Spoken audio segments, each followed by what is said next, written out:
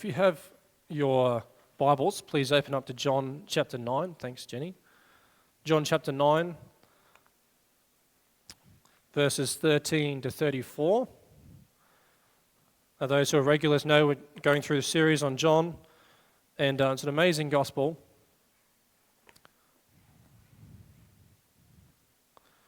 Last time I spoke, we saw the blind man was healed, and it was an incredible miracle. There's lots of good things that drew out of that passage, and today we move on to the next part of that story. And I want to start by telling you guys about there's three basic kinds of people in this world. Well, it's different. In this sense, in this story, we see three kinds of people. And whenever there's a belief system that settles over society, whenever a culture accepts a truth claim, or maybe it's something that's been presented to them as true, and then culture overall says, "Yep, this is what we believe." Whenever something like that happens, there's three kinds of people in that system. And let's say that belief system is actually a false system. It's not a truth. It's a lie that's been put on society. And there's three kinds of responses that we see when that happens. We've seen it in history, in different wars, and we see it in a way in this passage. And the first kind of person in that system is the person that believes the system is perfect. It's the person that believes that what has been said, what has been presented, is absolute truth, and they take it on board as part of their very being, and anyone that might challenge that view, well, they'll do anything to stop them. It usually starts with social pressure, but it can even lead to people physically harming people. It can lead to death, to murder. When that first group of people, when their view is challenged, they will do anything to protect that view because it makes them feel safe. Now, the second group of people are those who become aware that what's been presented to them is actually false. All right? But they're too afraid. They're too afraid of social pressure. They're too afraid of consequences. And so they won't make a noise. They won't stand against it. They will just go along with the crowd. And the third kind of person is the person that realizes that what's been presented is false and will not allow fear to stop them telling the truth. And they'll often be willing to pay the price. These are the three kinds of people that we see in our passage this morning. All right, we see the Pharisees, we see the parents, and we see the man that was healed. And that's the three kinds we're going to look at this morning. And so my first point this morning is that Jesus exposes those who would rather protect their system than face the truth. I'm going to read from John 15, 13 to 18. Chapter 9, verse 13. They brought him who was formerly blind to the Pharisees. Now was the Sabbath, when Jesus made the clay and opened his eyes. Then the Pharisees also asked him again how he had received sight. He said to them, "He put clay in my eyes, and I washed, and I see." I just want to pause there. What we see is that the miracles happened. Right? And there's three kinds of people. The question is, how will they respond to Jesus? How will they react when Jesus pushes into their system and says what you actually believe isn't true? Okay, we'll read on from verse 16. Therefore some of the Pharisees said, "This man is not from God because he does not keep the Sabbath." Others said, "How can a man who is a sinner do such signs?" And there was division among them. They said to the blind man again, "What do you say about him because he opened your eyes?" He said, "He is a prophet." Now, it's not just healing that's an issue here. Healing really isn't the issue. The issue that they're presenting is that this healing happened on the Sabbath. And if you know the Bible well, you know that Nothing was meant to happen there was no work meant to happen on the Sabbath. But what happened with the Pharisees, that they had built up all these extra man-made rules around the Sabbath. I think it was 39 extra rules that weren't in the Bible, and they built this hedge around it because they believed it was so precious that they had to be protected. What they end up doing is they actually end up fencing it off. The beauty of what the Sabbath was meant to do, give freedom, give rest, not putting pressure on people, that was cut off from society. When I was a boy, I used to enjoy this movie called The Secret Garden. Has anyone ever watched that film? There's a few different versions.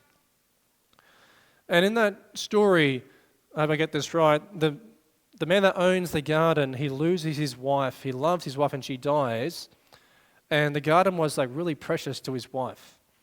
And he's so hurt by her death, and he doesn't want what was precious to her to get ruined by anyone. So he builds this wall around this garden. And it's walled off and no one's allowed inside. And what happens over time is that the garden gets overgrown. What was once beautiful becomes tangled and messy. He actually ends up cutting off the very thing that's meant to bring rest and beauty and cutting off from anyone else. No one was allowed inside, not even himself. And that's kind of what the Pharisees had done to society with the Sabbath. They had built all these rules around it. They'd hedged it off so much that it actually stopped becoming a place of rest. It became a burden to these people. All right, and this is what they were doing. Now notice the division in verse 16. The Pharisees are divided. They say, this man is not from God because he does not keep the Sabbath. And then another one says, how can a man who is a sinner do such signs? So one side has a strong logic, but a wrong conclusion. The other side has a far better question, but it still doesn't lead to faith. I want to bring us back to the Sabbath issue for them. See, the Sabbath is presented as the problem. It's presented as the stumbling block for these Pharisees, but there's actually a deeper issue underneath.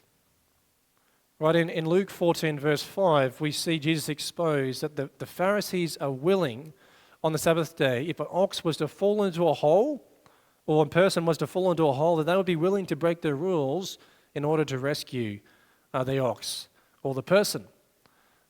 Earlier in John we see that they were willing to have someone circumcised on the Sabbath day, which is a means of work. And so there was plenty of times when their rules were set aside when it suited their system. Right? It was set aside. It was, those rules only apply when we want them to, basically. And so what's happening here, this is selective application of rules. It's selective application. See, the Pharisees want people to believe that the Sabbath is the problem, that Jesus is breaking the rules, but the reality is that Jesus just doesn't fit their system. He doesn't fit their belief system. And if he did, those rules would be set aside. But they're using this issue as a cover story to try and justify their position. So this story is about what sinners do when confronted with Christ. This is how people respond. See, Jesus has opened blind eyes. Jesus has given evidence of divine authority, yet they still resist him because he threatens their system. Now, it's possible, by way of application for us, it's possible to be serious about religion and still reject Jesus. A person may love spirituality, they may love order, doctrine, tradition, they may be respectable, they may have moral control, and still not submit to Jesus Christ. You can be correct in many things in life. You can be correct in about a lot of theology and still get the one thing that matters the most wrong. That Jesus is Lord And lastly, in this point, you can convince yourself and even others around you that the cover story you're making a big deal about is the real issue. You can convince people that, oh, it's about this, it's actually a cover story. You see, often we will present an issue about something else in order to deflect from the real reason. It's what we do. We need to ask ourselves, is there any reasons, is there any obedience that I'm putting off to Jesus? Is there any step of obedience I've been putting off because I've packaged it nicely, my excuse, as a cover story? No, it's not the right time. Or I might offend them. Or, I might lose a relationship. We need to be careful on how we do things, but we can easily create cover stories to settle our own conscience because we really just don't want to obey. And that's the first kind of person. Let's look at the second kind of person in this passage. Jesus draws honest but in perfect loyalty into clearer sight. John 9 verse 17. They said to the man again, "What do you say about him because he opened your eyes?" He said, "He is a prophet." Now this is not a full confession of Jesus' lordship, but it's not nothing. We know that the Bible presents Jesus as the fulfillment of prophet, priest, and king. And so he's a third of the way there. It's not a full proclamation, it's not a full understanding, but he's getting close to who Jesus is. And earlier in chapter 9 and verse 11, he just calls Jesus a man. Here, not long later, he calls him a prophet. And so what we see is that his sight is growing. He came from being just a man to now a prophet. He does not understand everything, but he knows the Pharisees don't like Jesus. The thing is, he refuses to speak less than he knows. He knows that he'll be in trouble if he presents Jesus in an honest way, in a way that points towards the Messiah figure, but he refuses to let fear get in the way. He does not allow fear to control the truth. This is the second kind of person that we can see. So this kind of response can come from anywhere in society. It can come from the very top of society, from people in very high wealthy areas. It can come people right from the bottom. We see here this man as at the bottom of society. But we see earlier in the Gospel of John that Nicodemus, who was at the very top, was beginning to see who Jesus was. It doesn't matter where you sit in society. It matters whether you respond to Jesus honestly. This is what this man is doing. He's responding honestly. He's not letting a system get in the way. Verse 24 says, They again called to the man who was blind and said to him, "Give God the glory. We know this man is a sinner." So that statement, "Give God the glory," is equivalent to what they would do in a court system when you got to put your hand on the Bible and swear by the Bible. I'm not sure if they do that now, but they used to do it. I tell the truth and nothing but the truth. It was a way of swearing allegiance and swearing truth. And what they're doing here is using what was known as the way to declare truth in that culture, and they're using it to try and force him to lie. They're saying, swear to tell the truth. Jesus is a sinner. They're trying to manipulate this man into confessing something that is not true. And the irony is that they're trying to force a lie. But he responds in verse 25, "One thing I know, that though I was blind, now I see." He won't bow to the pressure. He won't let fear get in the way. Though I was blind, now I see. He tells the truth. He does not pretend to know more than he knows, but he will not deny what Jesus has done for him. I've been called into jury duty a number of times I've always said no because I can't go in. I've got too much work to do. So I get someone to sign a letter and say I'm not available. So I've never actually been in a courtroom myself during a session, but I'm sure some of you have. But it's a bit like this man is a bit like a man who's put on the stand to testify. Now, he might not be a lawyer, he doesn't know all the law, he doesn't know the law, he doesn't know anything else.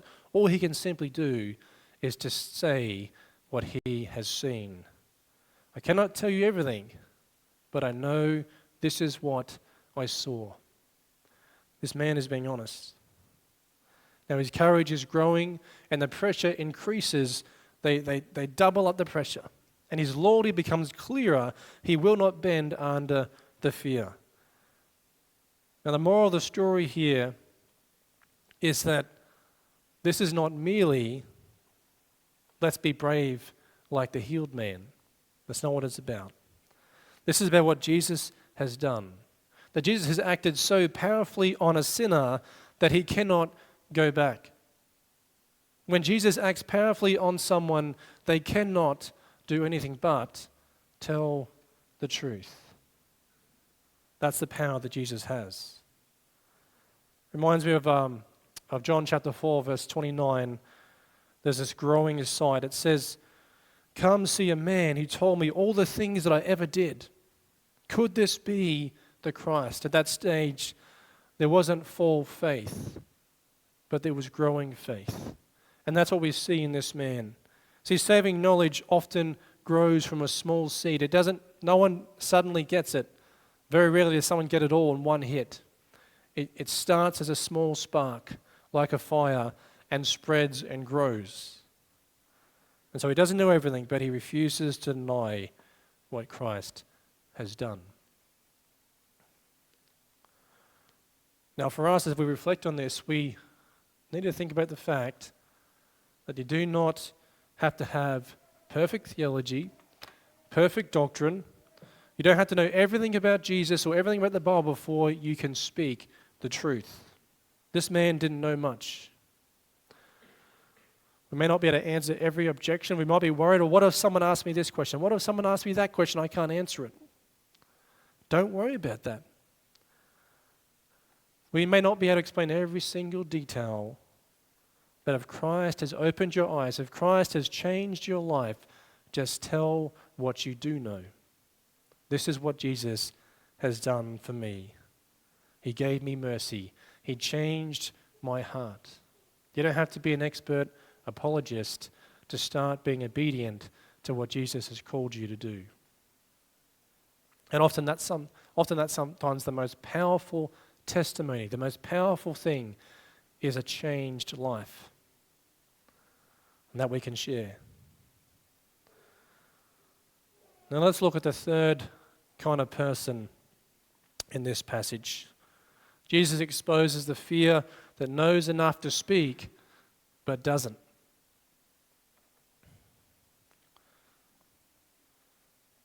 From verse 18. But the Jews did not believe concerning him that he'd been blind and received his sight until they called the parents of him who had received the sight. And they asked him, saying, "Is this your son who you say was born blind? How then does he now see?" His parents answered them and said, "We know that this is our son, that he was born blind. By what means he now sees, we do not know. Or who opened his eyes, we do not know. He is of age. Ask him. He will speak for himself." Now, if you stop there, you might think, look, that's fair enough. But John tells us something about their motive that we might not detect otherwise. He said his parents said these things because they feared the Jews. Because they feared the Jews, for the Jews had agreed already that if anyone confessed that he was Christ, he'd be put out of the synagogue. Therefore the parents said this. They confirm facts only.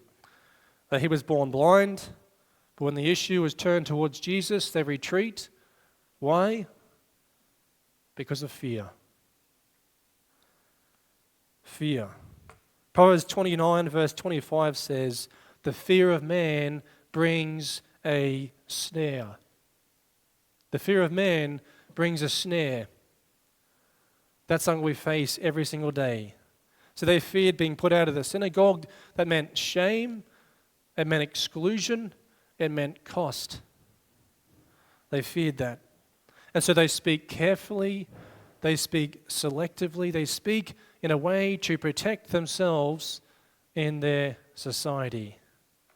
So fear often does that to people. It doesn't always make us lie outright, but it can make us be quiet about what really matters.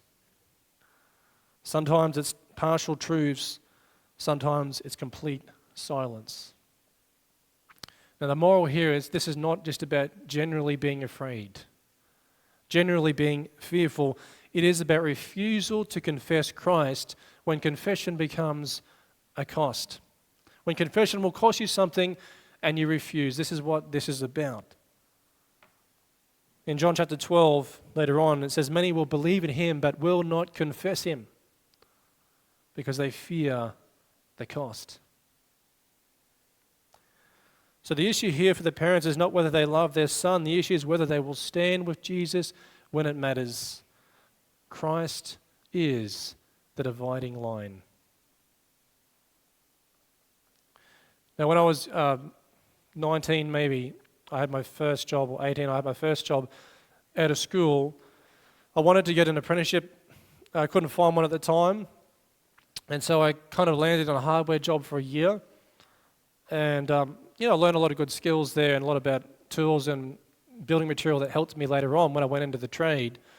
But that first year, I believe God put me there for a reason, because I wasn't actually ready for the culture of construction, which can be pretty hard on people of faith.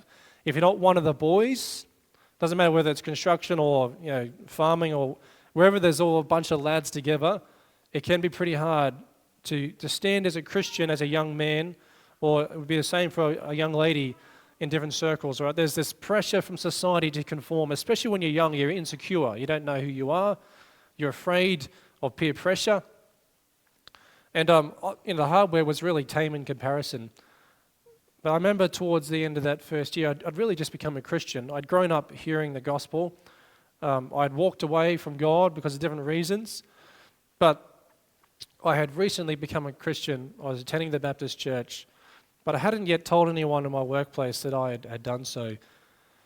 And one time, there was towards closing hour, and all the employees got together, and for some reason, Christianity came up in this conversation. And they started to make fun of Christians, and they started to mock Christians. And you know what I did? I stayed quiet. I didn't say a word. I was too afraid to be socially isolated. And I went home that night, and I was so ashamed of myself that I couldn't speak up for my faith. And I got on my knees and asked the Lord, please never let fear control me like that again. And I can tell you the truth that ever since that day, I've faced fear, but it's never been able to stop me again. Because I got on my knees and I asked the Lord to give me strength. If I had stayed in that shame, if I'd wallowed in that shame and never come to Christ, I would have stayed a fearful person that wasn't able to stand for the truth. You see, we can let fear make a truthful person be silent about Jesus. We can let fear do that to us. Many people are like that. They will admit Christianity has value. They will admit Jesus changes lives, but they will not stand with him openly if it's going to cost them something. I saw someone on social media who's he says, I'm an atheist. He promotes himself as an atheist. He's got a big following. He had a real low spot and he went to church and he was touched by God and he wept and he said it was the most incredible experience, and he admitted this experience publicly, but said, I still don't believe in God, but it was a nice thing. Like, this is what people do. They're willing to say, yeah, Jesus can help people. Church can bring healing to people, but when it means that he has to make a public stand about what he believes, he wasn't willing to admit it. See, fear can silence people. Now, I was silent that day in that hardware store, but I came to Christ in repentance, and He gave me the strength not to sit in my shame. And so if you've been silent in your life, if you've been quiet and not spoken up for Christ, don't stay in that shame. Don't sit in it. Christ offers grace. He offers forgiveness. He says, come to me, and I will give you strength. As Christians, we need to do that when we've made mistakes.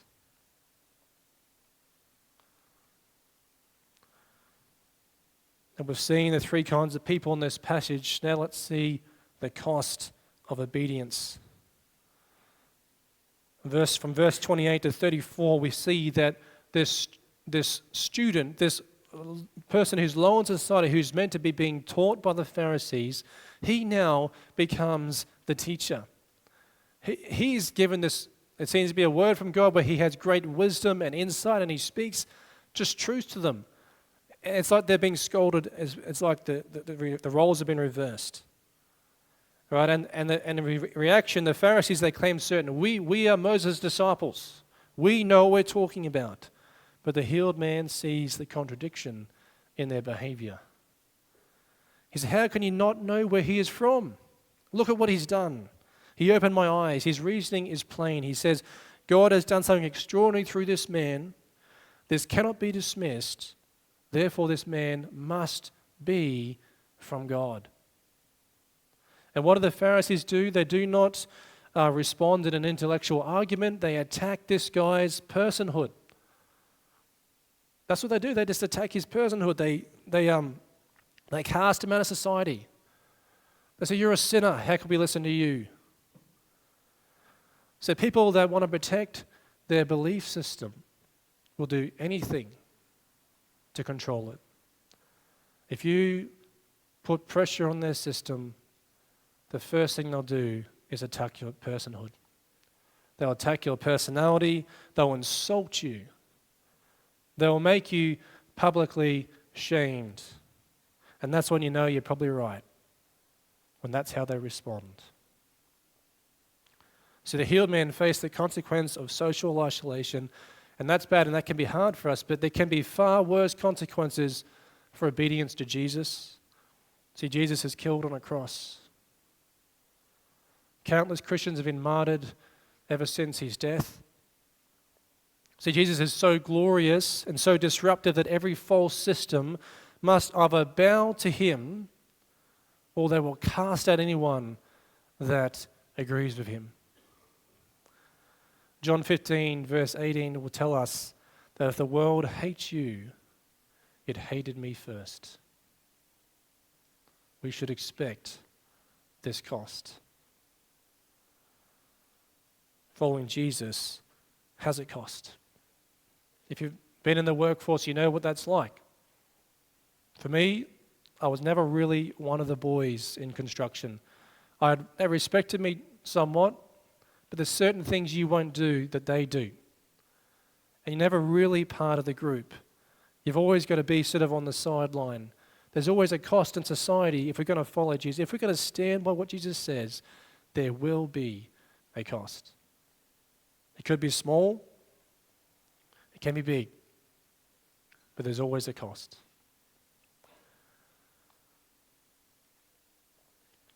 So the question is not whether following Jesus will cost you. The question is, what will you do when it does? What will you do when the cost of Jesus is going to hurt your social status? Or if it's going to hurt your career? If it means that you won't take that step up in the ladder in your career because of your faith. See, the healed man loses status, but he keeps the truth. The parents keep their status, but stay silent. Disloyalty to Jesus. See, you know when politicians, they abstain from a vote, they think remaining silent will save face. Actually, abstaining from a vote is really a vote against. That's reality. When we stay silent, we are actually voting against Jesus. And that's not a cost that you want to pay. The third group is the Pharisees. They keep their authority, they keep their system, but they end up rejecting Christ. And so what will we choose when the pressure gets turned up? It's easy when there's no pressure, but when the pressure does get turned on, that's the test, that's the time, and sometimes you will fail. Maybe you will fail. I failed when I was 19 at that moment. It doesn't mean it's over. Christ gives second chances. Don't let failure in the past stop you from being obedient now. Now in a moment we're going to sing Amazing Grace. And that hymn fits this passage so well because at the center of the story is not just a man receiving physical sight, but a man who is starting to receive spiritual sight. I was blind, but now I see. And the real question for us is whether each of us can say the same thing. Because once we begin to see what Jesus can do in our lives, once we are confronted with his truth, we need to know, how will I respond to Jesus? And there's three responses we see here this morning. You'll either reject him ultimately, protect your system, to protect your control. You will stay silent because of the fear of the cost. Or you will confess what you have seen and follow him no matter the consequences. That's the choice we're presented with today. What will you choose?